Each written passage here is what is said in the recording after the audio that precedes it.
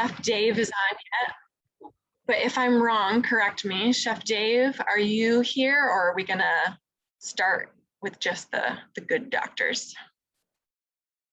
Okay, we will start with just the good doctors, and if Dave joins us later, that'll be awesome. So far joining us today are two really incredible panelists that I'm honored to introduce. Dr. Kera Nyemb-Diop is the Black nutritionist on Instagram and is also a senior scientist of nutrition and ingredient research at Mondelez International.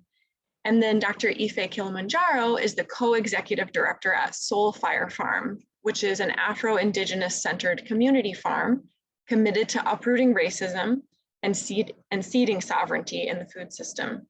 She's also a grandmother, author, researcher, educator, activist, and traditional healer. And so I would like to start our conversation today by just saying that if while any of the panelists are speaking, you want to just have them on your screen instead of all of the boxes, you can always click speaker view on the Zoom, or you can pin them if you'd like to.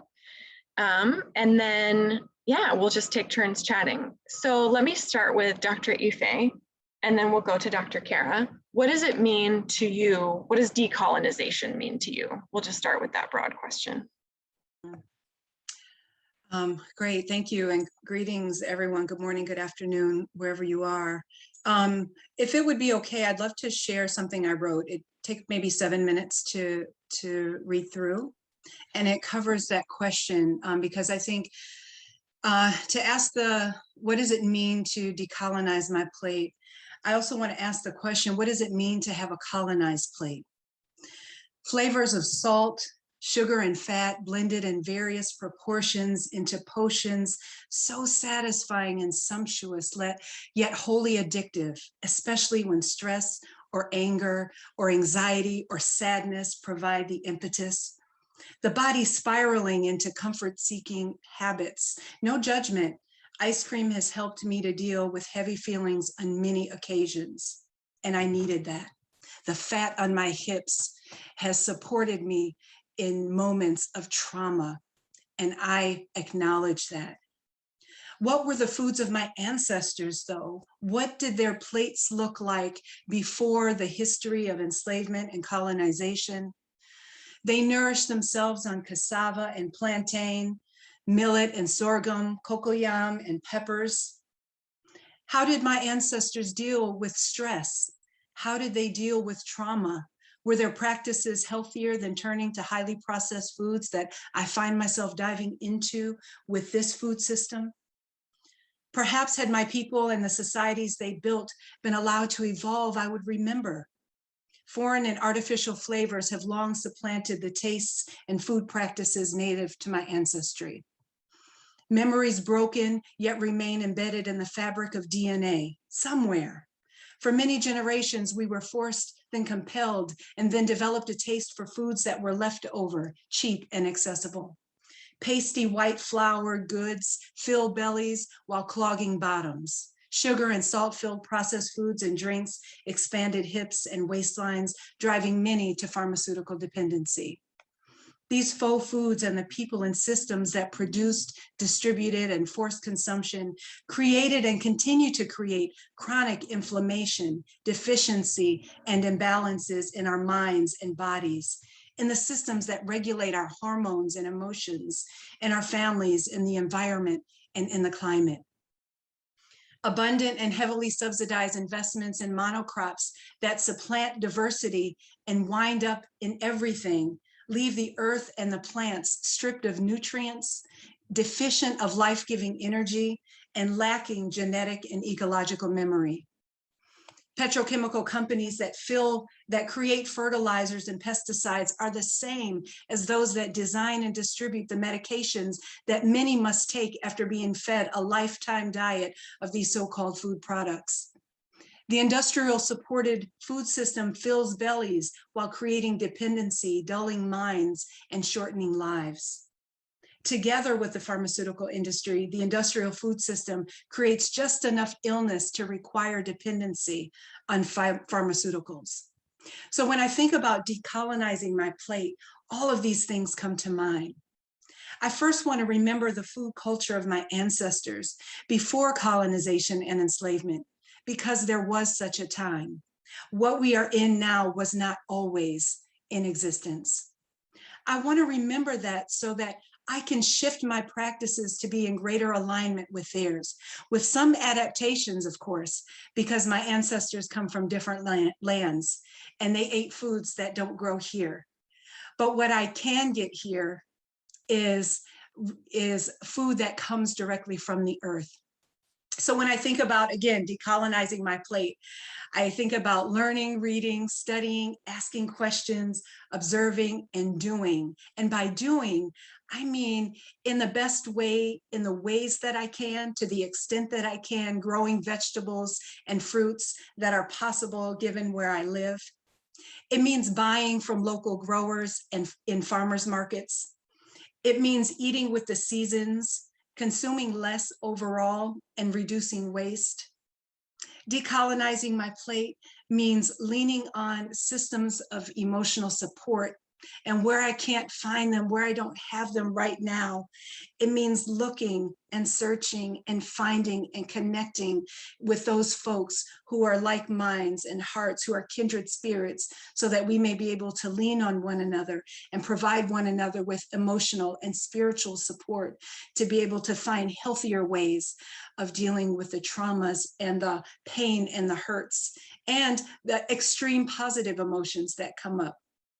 I can also shift my tastes by incorporating more whole and natural foods and reducing dependence on processed ones and my taste for processed foods, including condiments, which ketchup for me is like, I love it. And it's an ongoing struggle for me. I can share my experiences and what I'm learning with others, and I can learn from them too. Decolonizing my diet requires that I pay attention to my thought forms and my practices. It means interrogating where they come from. And more than that, it requires that I actually incorporate new practices and develop new habits around food, which means working through the things that drive me to overeat and to eat things that, that are harmful to my body in the long run. And sometimes I need help with that, and that's okay. Families and communities, those that I was born into and those that I have created along the way, we can provide systems of support for one another. And I'm grateful to have those systems of support. So I know that's a long answer to your question, but these are all the things that I think about when I think about decolonizing my plate. Thank you so much, Ife. That was such a beautiful introduction to your work and your perspective. And Kara, I would love you to also take a few minutes now. You can talk to us a little bit about you and your work if you would like to. And you can talk to us a little bit about what decolonization means to you. Yeah, thank you so much. Hello, everyone. I'm Kera Nyemb-Diop. And just to introduce myself very briefly, I'm a nutritionist. I'm located in New Jersey. I'm from Guadeloupe, so Caribbean, French-speaking Caribbean, from my mother, and Cameroon from my father. I was born in Michigan and mostly grew up in France. And I started to think about decolonizing your plate from a very different perspective that Dr. Ife, if I pronounce well, just shared. Because just to give you more context, I'm a food scientist and a nutritionist. And I created and I want to say as a disclaimer that I also consider that it's a colonial construct that everything has to be rigidly defined and only have one definition. So my definition of decolonizing my plate is going to be very different than what Dr. Ife just shared, but I think it's part of the process. And when I created the platform Black Nutritionist, I created as a culturally relevant nutrition platform to empower the Black community to use food and nutrition to better nurture and connect with the body. And I do this by, providing resources to help the community help cultivate a positive relationship with food, improving eating habits, and reclaiming Black food culture. And I'm not a historian, I'm a pure scientist, nutritionist. And I realized at some point that it was necessary to connect the technical, political, and cultural dimension of food and body, because talking about just the nutrition aspects without taking into account emotional health, mental health, wasn't enough to help my clients. And I chose that route instead of the diversity and inclusive route because I think that it's important to be more vocal on the fact that systemic oppression, white supremacy, and racism impact our well-being far more than exercising and eating habits. And when I help clients, I want to make that very clear because a lot of them, when they come to me, they feel guilty, they feel ashamed for having diabetes, for a lot of things that are affecting the Black community. And we know that the Black community experience higher rates of health issues and are blamed for these health issues. And I want to make sure that I don't use my talents and my power to increase that shame. And so now to answer the question, decolonizing, I created my program, it's called Decolonize Your Plate. It's a process of deconstructing colonial ideology and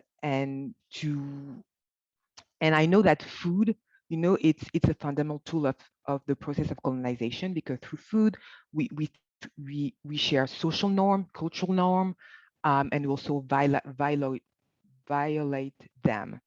And one of the things I do is to challenge the binary aspect of food and eating, those good food and bad food.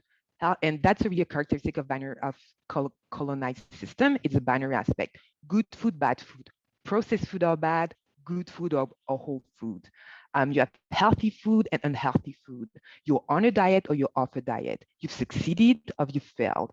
And what I want my clients and people working with me and by doing this is rather than relying on Black and white rules, to focus on their own body in their own way, taking into account their environment. So for example, one thing I don't do is demonizing processed food because a lot of my clients, they live in what it's called sometimes food desert, even if I don't like that term, and they don't have access to much more than processed food. So it's something I don't do, but it's really it's a process of unlearning all the norms and the rules they have around food so they can more focused on their own bodies and their own needs and build trust in their bodies because the body naturally know what it needs to perform. And it's about reconnecting with this. So it's a lot of unlearning. There is a lot of unlearning because those colonial systems that disconnect us from our needs. And I'm thinking about diet culture. I'm thinking about, for example, the simple thing about feeling hungry. I would say 100% of the people I work with are not honoring their hunger because they think there is some pride in feeling hungry or not honoring hunger, and it leads to disordered eating habits and eating disorders. So I would say decolonize your plate. For me, it's a method to use it to shift eating behaviors, taking into account mental, emotional, and physical health, and not only physical health, and challenging the binary lens that I often see with food. I also spend a lot of time. It also means reclaiming our cultural food. I think they are demonized. And growing up in France, I grew up in France eating a lot of sugar, pastries, eating a lot of bread, and I was celebrated, and I'm still celebrated wherever I go. This food is considered fine, but I think when I started to work in the US and heard about all the ways soul food, for example, is demonized on the media, also all my clients told me that their doctor, first thing they were told them is to stop eating soul food. And when I look at the building block of soul food, which are mainly fish, which is plant-based, which is, yes, they are carbs, they are also of leafy greens. I really wondered why, when I'm French, eating bread is fine, and why my clients, when they eat cornbread, it's considered bad food. And so this is also how I started to challenge those nutrition standards and recommendations and realize that it's not only nutrition, it's a lot of anti-Blackness behind those nutrition recommendations. And so I help my clients also see that so that they can really focus on building balanced nutrition habits without, getting rid of all the food they grew up, because actually it's impossible. And actually data shows that it's impossible to build consistent eating habits and sustainable eating habits without a strong foundation. And very often the Black community is asked to build nutrition eating habits and the cultural food is not taking into account at all. And it's something I really want to challenge because I don't think that's fair. And I think that's actually counterproductive. So this is what decolonize your plate means to me. And I know this is work in progress because being trained, I'm a doctor and I'm not trained to do that. I'm trained, it's decolonize your plate. It's first my own decolonization process. And it's a work in progress and I'm evolving and listening. But this is where I stand right now. So much, Dr. Kera. I want to take us back a little bit to the centering of mental health, since this is a conference focused on mental health and wellness. And this year's conference is specifically about youth and mental health, and honoring our youth and thinking about ways that we can uplift our youth. So going back to you, Dr. Ife, do you want to talk a little bit more about what this idea of decolonization, or specifically thinking about food and decolonization, can mean in regards to mental health, not only just general mental health, but the mental health of our inner child, or the mental health of young people that we may live with or be in contact with, or our mental health if any of our guests are young people. The brain when we're young is such a tender thing, and it is influenced by so many things. So I would love to hear both of your perspectives, just a little bit more on that. Thank you. I think, goodness, I want to appreciate Dr. Nyemb-Diop's framing and the work that you're doing. It's beautiful and powerful and so important. The question around youth and mental health, there's so many things that come up because I think that one, living and life is a process of discovery and learning, and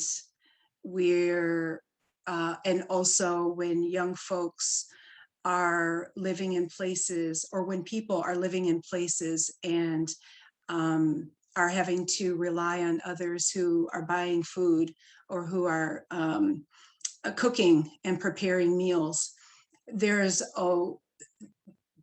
a way that that folks can actually start by noticing, I would say, perhaps one, noticing the ideas and the culture and the practices that are related to food in the home or wherever people are living, and noticing the impact of foods on the body, on each person's body, spirit. Because I think one of the things that, like, I'm appreciating, Dr. Diop, your, our responses, how we're living is really like there's no one way, there's no one right way. And if we move within that kind of mindset, which I agree is a colonial kind of mindset, this way of thinking there's either this way or that way, this categorical kind of colonized thinking, one doesn't allow for life to be lived within those spaces. And then it also sets us up to think of ourselves as less than when our circumstances don't match some sort of artificial standard that's been created. And so I think we have to be much more compassionate and loving in the space of our lives. And I think noticing is a big way to start that. So, like, what do folks, regardless of age and situation, what do you notice about the food that's available in the home and in the community? What do you notice about the impact of that food on your body, on your emotions, on your spirit? And I think for me, I too, this notion of decolonizing my plate, it's an ongoing one. for me, because I'm also like interrogating the meaning of it and then what it might look like in my life. So something that I've been working on is like I have a sensitivity to gluten. And I haven't necessarily had that confirmed by, you know, some big medical procedures, but I've noticed that after I eat certain foods, that it has a particular kind of impact on my body. And so sometimes I'm really good at adjusting and not having them in my meals, you know, and I make really good decisions, or catching myself, and I make decisions that, you know, in that moment that, you know, when I look back on them, I'm like, oh, that was a good decision for my body in that moment.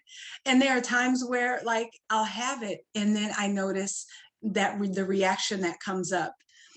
And so that's like a piece of information that helps me, you know, and if I think about this notion of decolonizing, I want to move in the long run in my life to a place where I'm helping my body to not have to be put in a position where it's in pain because of something that I'm eating. And so that's like a muscle to continue to build. So so going back to that question, I think part of it is the noticing and being aware.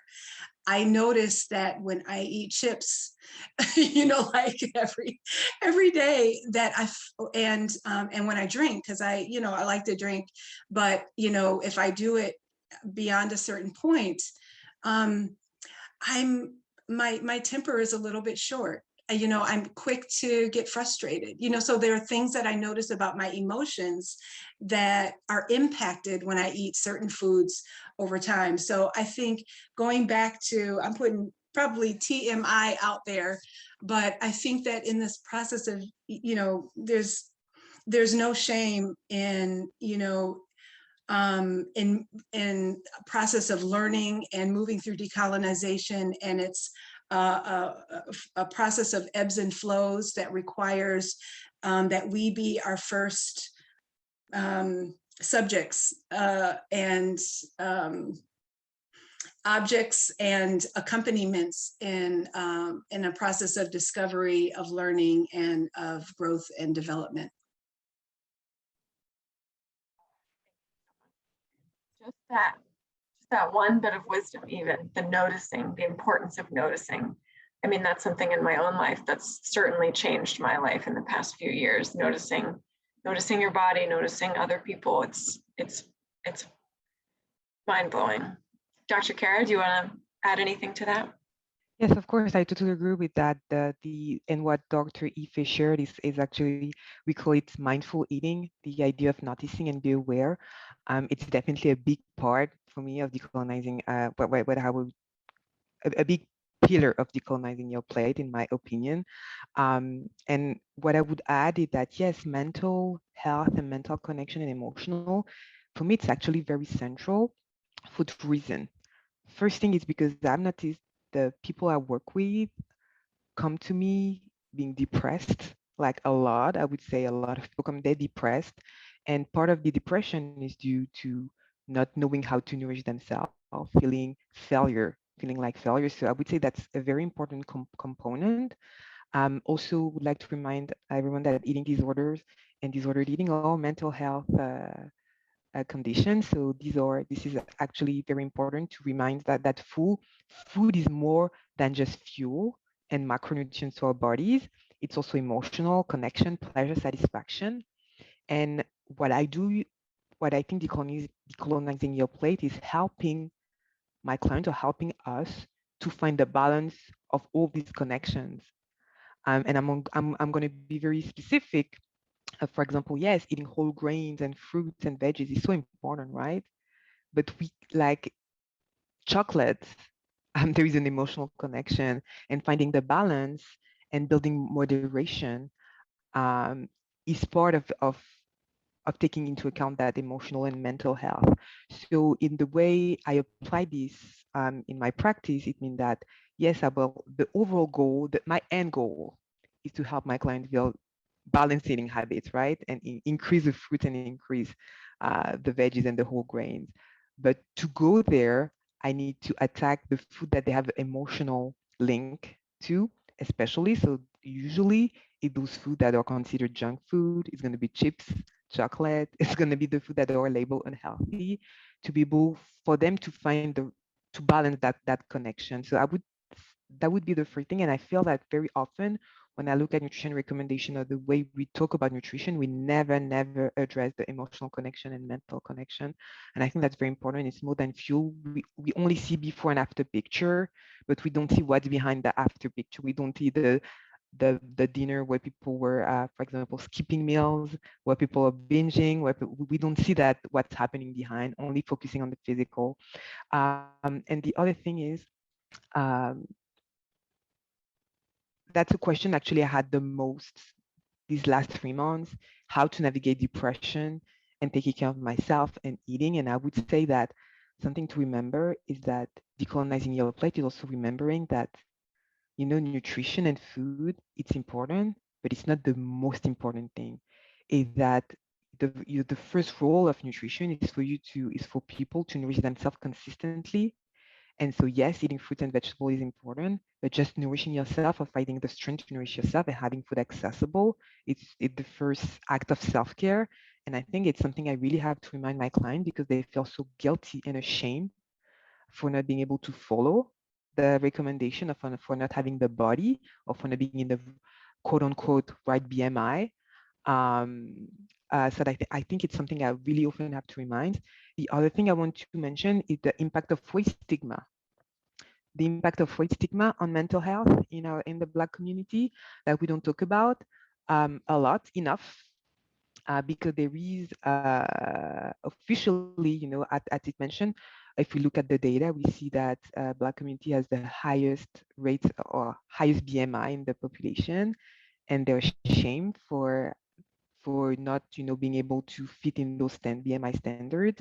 And there is a lot of weight stigma, meaning that every time they go to healthcare professional, every time they try to take care of their bodies, they are reminded they're not taken care of. They are just reminded that they're not in the right BMI. And the only thing they can do to take care of their body is to eat healthy and exercise more.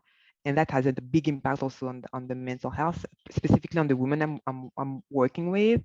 And challenging that weight stigma or being aware of that there is you're also suffering from stigma, that, eating healthy not going to solve everything. Society, you live in a society that is not, treating you with dignity. And, that there is a lot of work you can do individually, but that work is also systemic. And it's bigger than just you and I as a, provider and provider and patients is also very important and part of, I think, the mental health work. I want to take a quick pause to recognize that in the participant list, I see someone in the room called David's iPhone. And I just want to double check to see if that's Chef Dave McCluskey or if that's perhaps someone else named David. David, can you hear me? And are you Chef Dave or a different Dave? It's me. I'm sorry I'm late. Hey, no worries. It's so great to hear from you. Shipping issues to get a large order out, so I've been at the warehouse where I ship from. Listen, that's the life, right? It is indeed. Thank you so much for hopping on with us, though. Well, thanks for having me, even though I'm late. Yeah, it's absolutely no worries. We have a little bit of time left. We have about 10 minutes left before we were going to move on to the next thing. And before we get to the really great question that we have in the chat, I would love to give you an opportunity to introduce yourself a little bit, tell folks a little bit about the work that you do, and just share with us a few minutes of your perspective on what it means, what decolonization means to you, and what it means to decolonize your plate. My name's Dave Smoke-McCluskey. I'm an enrolled Aquasauce Mohawk, which is up in upstate New York. I'm also a chef and I guess newly minted miller, if you will.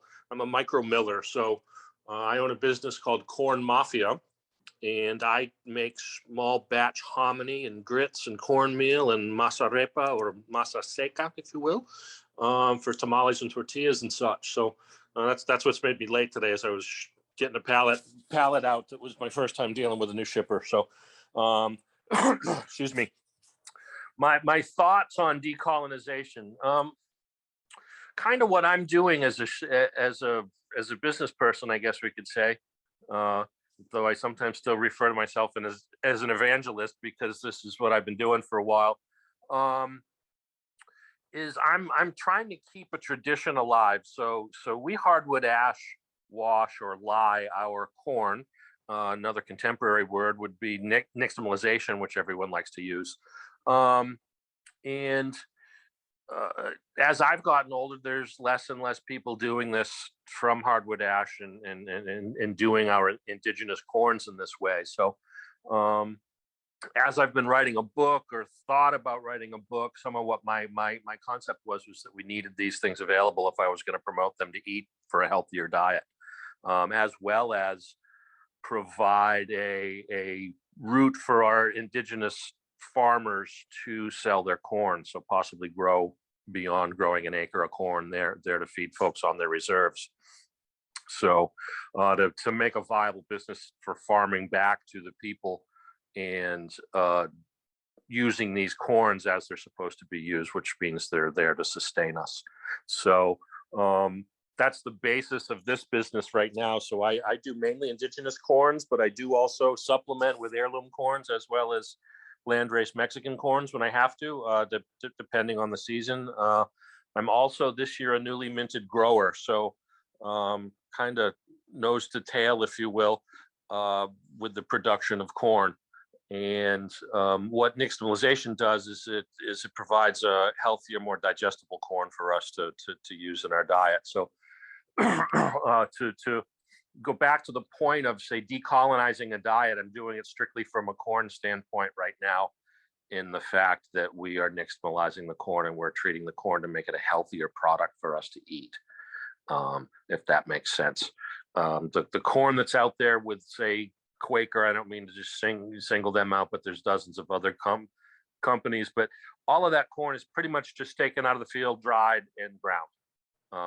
It's nothing special. Even your most high end of grits, a lot of the time is that same commodity corn that's just been kind of ground on their stone mill. Using a stone mill for the most part is on raw dried corn like that is very European. It's kind of alien to the Americas. So though you will find folks grinding their hominy or washed corn on metate and things like that. So they're grinding in stone then, but that's a wet grind. So it's a very different than a dry grind, but excuse me.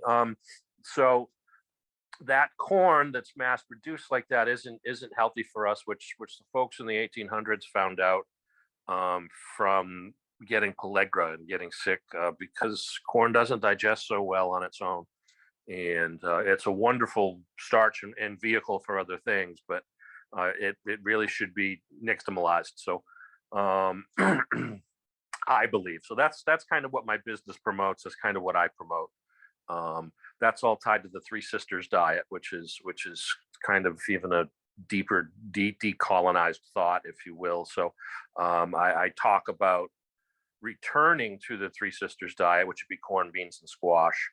And from those three things, there's nothing, no combination of plants or monoculture that equals the amount of energy that can be derived per acre for vegetables. So corn, bean, and squash are the thing. And slowly moving towards writing about that as a way to decolonize our diets, and with the view of looking at these things as a vehicle for other things. Some folks would like to just think you're eating corn, beans, and squash, but they're the basis of your diet that you can add on to. With these three things, you need nothing else to eat. So you can be a vegan or plant-based person on just these three things. But indigenous folks, we add meat, fish, we add what's ever around to those things, and all of those other additions beyond just the basic recipes change the flavor profile of things. So you have a vast cuisine of things that changes daily or hourly even. So that's kind of what I'm starting to promote and talk about with folks, because I don't find decolonizing our diet at times to be very realistic in the modern world. My issue with excuse me, with decolonizing from an indigenous standpoint is that we without any conscious thought, we immediately develop a new cuisine that's, say, a pan-Indian cuisine, which is, to me, culturally just as detrimental as a colonized diet, because we're just creating a new colony to colonize things with. So my people did not eat, say, quinoa. So you're not going to find me cooking with quinoa, although it's a native ingredient. It's native to the Americas, like a lot of the other things that I eat, but I'm not just going to substitute native ingredients for things in my menus or dishes that I create just to have a native thing. I just find it to be unrealistic. I think if we can pull some things out of our diet, of course, but does particularly us, the Mohawks, does anything else replace bear meat, which we ate, which was very fatty? We prized it. Pork does that. So that's why we eat pork, and it's approved in our ceremonies as a substitute. So as cultures evolve, like we are all still evolving. No culture really lives in a bubble, though some people like to think that our foods all stay in a bubble, and they don't. I nod at things, and sometimes we need to substitute things, or I really aim to take indigenous ingredients out of that melting pot that everyone's so keen on taking our ingredients and making some form of great melting pot for people to eat out of, but not giving us very much credit for these things, because close to 70% of the world's agricultural products are indigenous to the Americas. So I think that we should start, as chefs, start pulling our ingredients out of that large pot that we don't often get credit for, and build our own pot and turn around and take from that pot. So maybe today that's a little bit of cream in a soup, or a little bit of pork, or a little bit of flour to hold something together. But the center of the plate, as you say in the food service industry, the center of the plate things are indigenous. It doesn't really matter that there's flour in there, or that there's something in there that we wouldn't necessarily eat, say olive oil, or a little bit more oil for things. And this is just an easier way, I think, to kind of sort of decolonize things, because going back is just not going to happen. So we can talk about decolonizing things. I think decolonizing the mind is a more important thing than, say, decolonizing our diet into eating some other fad diet that really runs the risk of being a fad diet. It's a great thought and a great intention to take those colonial things away, but reality is now is our kids and ourselves and even our elders have got modern palates now. So we like cheese, we like all kinds of things, we like soy sauce, we like all this other stuff. So why not celebrate some of that, but still have our ingredients as center of the plate items? Because, as I said, 70% of those ingredients or products grown in the world today are ours. So part of my decolonization thoughts are to reclaim things. Potatoes back from Ireland, tomatoes back from Italy and whatnot. And if we can reclaim those things and get people to acknowledge daily that, hey, those are from Chile, those are from wherever. Peanuts are not from Africa. No matter how much Africa or, say, Thailand loves the peanut, it's not indigenous to either one of those areas. So it's ours, and they celebrate those things greatly, but they're not theirs. And that's one of my thoughts on decolonizing things is to reclaim a lot of that stuff. Because as you start to look at people's diets around the world, you start realizing, they eat a lot of pumpkins, say, in this part of China. Well, pumpkins are native to the Americas. Corn in parts of Africa, same thing. Sweet potatoes, which a lot of African Americans here claim as their own, and equate it with the yam, are two completely different vegetables. That the yam is from Africa, and when folks were first brought here, that was something that cooked similar to what they were used to. So they've claimed something as being important to them, and that's understandable. But the sweet potato was not an African American invention or ingredient. It's it's evolved here thousands of years previous to their addition here to the States, or to the Americas, if you will. So yams are African, sweet potatoes are native to the Americas. So decolonization is more than just taking stuff off of your plate. It should be having the realization that a huge amount of the world's food ingredients came from North and South America, and we need to recognize that daily. And I think that goes further than to just trying to substitute quinoa for rice or things like that. Because before long, when you start you've got this pan-Indian cuisine that kind of looks like you're gluten intolerant, maybe, and which is fine. But I just think that there could be more conscious thought into things, and there's so many different tribes and nations here just in North America that how do we all lose our cultures to turn ourselves into one big pan-Indian culture? I'm just not comfortable with that. It's just a different form of colonization to me, and those may not make me some fans there, but I just think that's the reality of things. As a Mohawk, as somebody from the Northeast Woodlands, those things are important to me. That culture is most important to me. So I don't particularly care what they were doing in Peru, though I know what they were doing in Peru, but I don't have to celebrate that in my diet. I'd like to be able to keep alive what my relations were up to, and what they did, and how they did things, and how they eat things now, even, or changing how they eat things now for that return towards things. But like I said, with that realization that we're a modern society now, and I'm not going to eat bear meat very often. We don't get to shoot elk up there in the Northeast, so there's a lot of things that we just don't have access to anymore. But we've got to save our individual cuisines before we're too worried about this decolonizing everything else. I think it's more important for our cultures. We risk becoming a fad diet otherwise. Oh, Dave, thank you so much. That was such a richness of perspective. I love your recentering on decolonizing the mind as something that we do often before we can do something like decolonize our plate. I want to be respectful of our next presenter, who's due to begin basically now. And so I will thank each of our incredible panelists. Thank you, Dave. Thank you, Ife. Thank you, Dr. Kera.